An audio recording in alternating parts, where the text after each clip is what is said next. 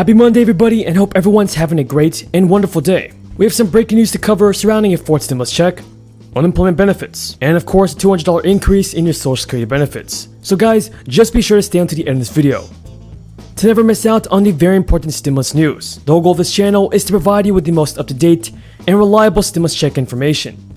And I believe that our politicians in Congress must step up and help out the American people like you and I. And they also have got to help out our seniors by increasing the social security benefits. And if you guys agree with my message, then let's get this video to 1,000 likes. So guys, Democratic Senator Joe Manchin is now saying that he does not support a bill to make Washington D.C. the 51st state of America. This is dooming the measure's chance in the Senate. Senator Manchin argued that D.C. statehood should be addressed with a constitutional amendment. During an interview, Joe Manchin said, "If Congress wants to make D.C. a state, it should propose a constitutional amendment and let the people of America vote." So far everybody, the House did approve a bill along party lines last month to create the state of Washington.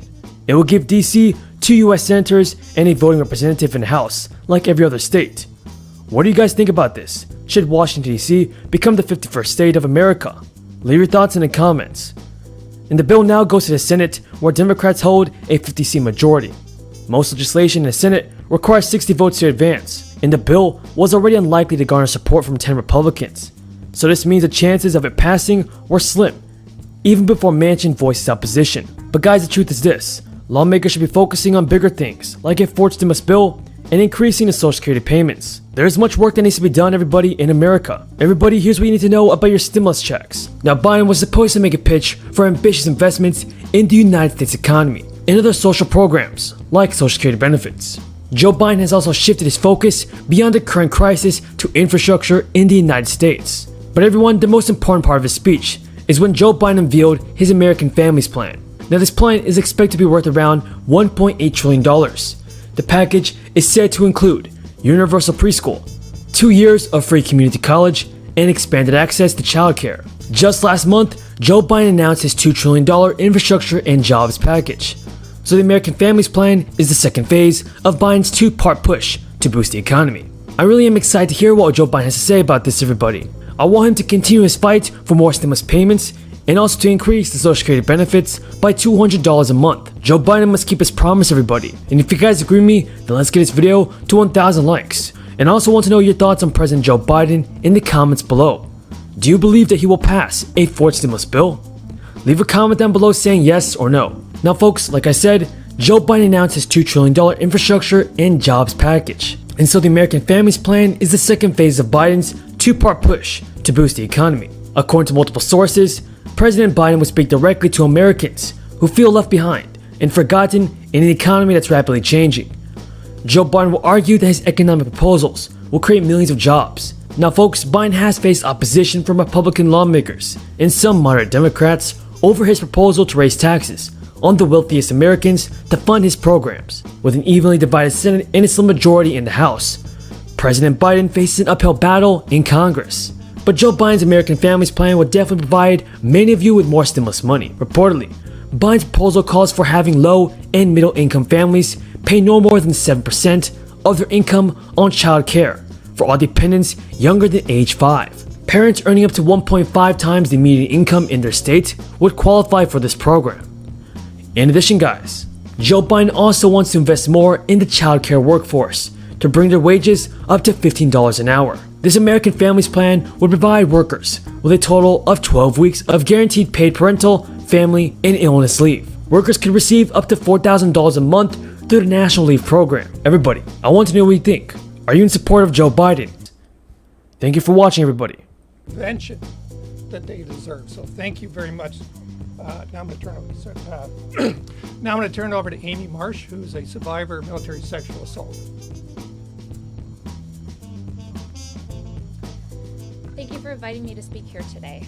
My name is Amy Marsh, and I am a military spouse. I am also one of the countless survivors of military sexual assault who would have had a better chance of seeing justice if someone outside of the chain of command had decided whether to prosecute my case. Like so many other survivors, I made the tremendously difficult decision to report what happened to me because I knew that it was necessary to stop predators from victimizing even more servicemen and women.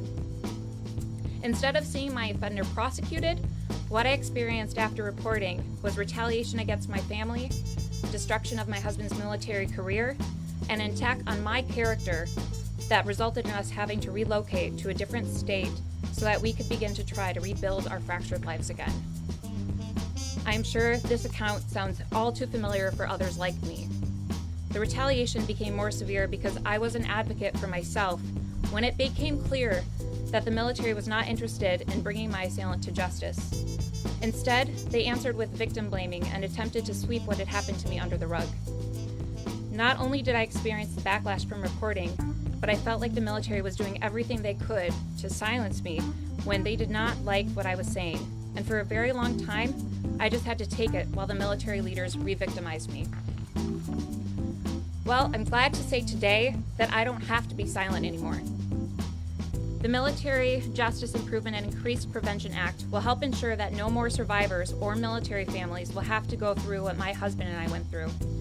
Sunlight is the best disinfectant, and events like today shine bright on the scourge of military sexual assault. I fully understand and appreciate that these cases are difficult for the government to prosecute, and that my assailant might have been acquitted if my case moved forward. But had a trained, independent senior military prosecutor reviewed the facts of my case, I might have had a shot at sharing my side of the story in the court of law, letting a judge or a jury make the decision instead of a commander. My belief is that our armed forces cannot shy away from what is right.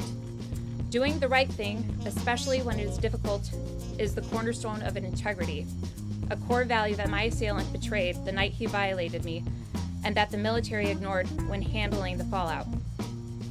I want to thank Senator Gillibrand and her team for their years-long fight to remove commanders from prosecutorial decision-making. I also want to thank Senator Ernst for her support of this legislation in light of her own experiences and those of her daughter, and her efforts to prevent sexual assault from ever happening in the first place. I'm encouraged by the fact that more than ever before, lawmakers and the Pentagon agree that the status quo can't go on any longer. My ultimate hope is that my fight, along with those undertaken by every other survivor, will not have been in vain, and that people's trust in the system can be restored so that victims no longer have to suffer in silence for fear of retaliation, but instead feel empowered to speak the truth in their pursuit of justice. Thank you.